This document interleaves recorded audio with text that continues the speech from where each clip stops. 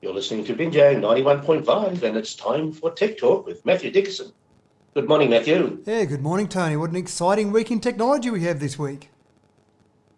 It never changes. It's always exciting. What are you talking about? I do worry one day that I'll wake up, Tony, and I'll jump on the computer and look at what's happened today in technology and find nothing new, but I've been doing this for a long time and that hasn't happened. Nor is it likely. No, true. Thank God for that.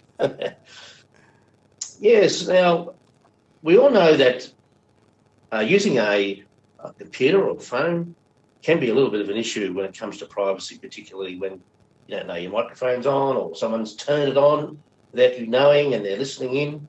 So how is the new iOS 14, the Apple's new platform, helping to protect privacy? Yeah, they've certainly made a dramatic move in trying to let people know when the microphone is on. And I've had a few people mention it to me already. There's a little yellow dot that appears just above your signal indicator on an iPhone. And some people were worried what that was all about. And what that's doing is it's showing you that the microphone is actually on and being used at the moment. And most people, the first time they notice it was on a phone call, and that's okay. You expect the microphone to be on during a phone call, but there might be other times that the microphone might be on that you're not necessarily aware of. So just being aware of when it's on is a really important thing. And of course, you'd remember that probably about last year sometime, there was a bit of debate or a bit of discussion around lots of devices, your digital assistants, your Amazon Alexa and your Google Assistant, all sorts of things were supposedly listening in on conversations. And of course, those companies said, no, we would never do that. And then later on they went, actually, we were doing that. Sorry about that. So it is nice to know when things are actually listening in on what you're doing. So Apple's introduced this new feature on the new iOS, so you know when the microphone's on. And then they're also making it a bit tougher for apps to be actually able to use your microphone or listen in on conversations without you being aware of it. And it's not quite active yet, but as new apps are rolled out, when you go to download that app, you'll be aware of what it might do, what the privacy policies might be, and when you're then using the app, again, you'll be aware of it with some indications on the screen that something's happening that you should be aware of. You can also then go and check basically from websites or different apps to see what's been using what part of your phone, what might have been uploaded, so a whole range of things just to make you aware of it. Part of me suspects, Tony, that this is just a process for Apple to say we're doing the right thing, because the likelihood of people going and really actively checking all these different things is probably fairly low, because there'd be too many things for you to check. But just in the first instance, if you see that little dot above your signal strength meter, at least you know that yes, your microphone's on and someone's listening to what you're doing. So do they have this technology on laptops as well? I haven't noticed it on laptops at this stage, but I have seen with cameras, sometimes you'll actually see a little light come on to let you know that a camera's being used. But a microphone, I'm not actually sure whether they're doing it on laptops or notebooks or computers at all at this stage. Yes. Well, we'll keep an eye out for that, won't we? Yeah. Now, if you visit a busy beach this summer, there is more of a chance now that there will be a helicopter or even drones keeping an eye on you to make sure that you're safe from sharks. And of course, we've had quite a few shark attacks on the New South Wales North Coast, and this is becoming more topical, isn't it? It is absolutely right, and keeping an eye on what's happening out there gets expensive, or it used to be expensive when helicopters, you would see the various rescue helicopters and a lot of private funding were going to those, donations were going to those, but they're expensive to fly around. So the next attack on this to try and keep us all safe when we do eventually get back to the beaches is to have drones in use. And obviously a drone is much cheaper to buy in the first place, but much cheaper to run. So rather than just go and have maybe one pass across a beach during a day, as a helicopter might do, with a drone you can have it out there flying for a fairly long period of time, come back, recharge and keep going. So the advantage there is huge. There's certainly some issues to get over, and Sunshine Coast Lifeguards will be the first coast along the east coast of Australia to basically deploy drones in an ongoing process rather than just an ad hoc process.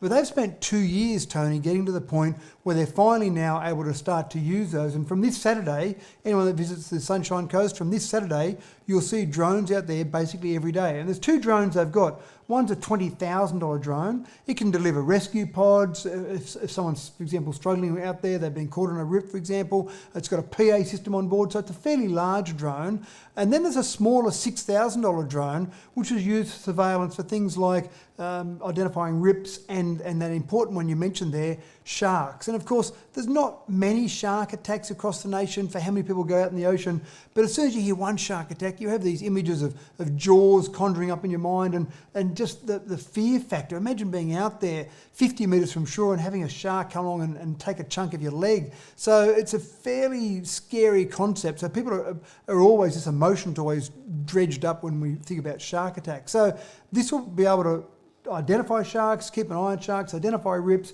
but also actually help in rescues if people do get in trouble. So great idea, great concept. One of the things that's been a struggle, I suppose, for the lifeguards to get through is all the legislation, all the laws they've got to go through so that they can actually deploy those drones. The technology's been there for a while, but getting through the legislation. But now I think that they've gotten through the barrier there. We'll see a lot more coasts or a lot more beaches around Australia starting to use drones.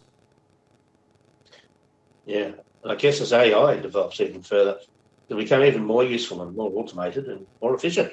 That's right, and one of the things that's been surprising for the work that's been done already is how easy it is to identify sharks even when the water is a bit dirty. And they are using a bit of AI to identify those shapes and the movement of the shark. So obviously a shark moves a little bit differently to other fish, moves a bit differently to a dolphin, for example. A body shape of a dolphin and a shark might look similar from the air, but they both move very differently. So they are using some AI to identify sharks even when it may not be obvious to a human eye, for example.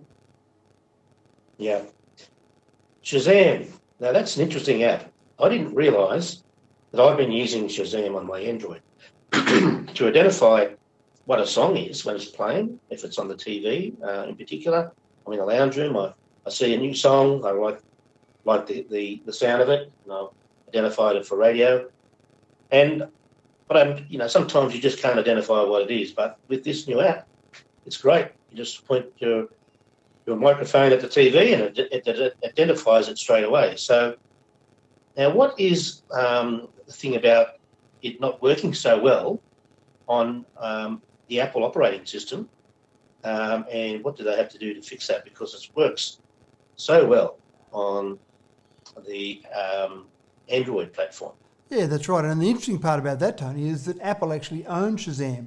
And one of the things I've tried with Shazam, totally unsuccessfully, is I've tried singing a song to Shazam to see whether it can pick up me singing to see what that song is. And it's never worked. And I don't think it ever will, apart from the fact that I can't sing. But it's looking for particular musical elements that obviously aren't there when you're just hearing someone sing a song.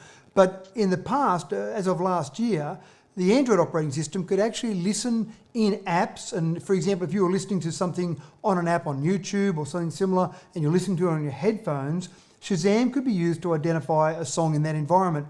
But the Apple iOS hasn't been able to do that. You've been able to use Apple to listen to it, for example, on TV or radio, driving along in the car, listening to Binjang, hear a great song, you want to know what that is, pull your phone out, it will do that. But if you've had an app, if you've had TikTok or Facebook or YouTube and you've heard a song that's been on there and you think, wow, I love that song, what is that?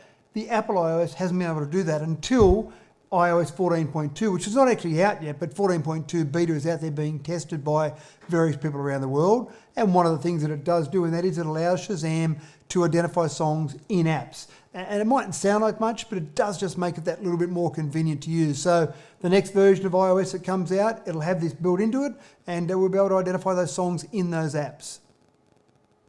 Yeah, I even find it handy for when I'm not listening to Binjang, because we've got RDS. If I'm looking for new music, it can identify the music on other stations that don't have RDS, and that's most of them. So it's really handy. Yeah. Now you've been listening to Tech Talk with Matthew Dickerson on Binjang 91.5. I'm your host, Tony Graham. Stay tuned this afternoon at 3:40 p.m. for our next session, and it's back to the great music and community information. And Angela on Binjang 91.5. Thanks, Tony. We'll talk this afternoon. Yes.